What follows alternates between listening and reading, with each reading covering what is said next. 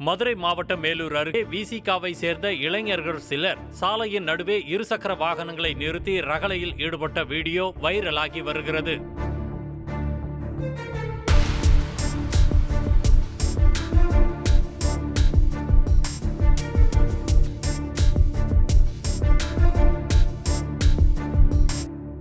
மேலவளவு கிராமத்தில் நடைபெற்ற நினைவேந்தல் நிகழ்ச்சியில் கலந்து கொள்ள வந்த இளைஞர்கள் சிலர் மேலூர் அழகர் கோவில் சாலையில் இருசக்கர வாகனங்களை நிறுத்தி கோஷம் எழுப்பி ரகளையில் ஈடுபட்டனர்.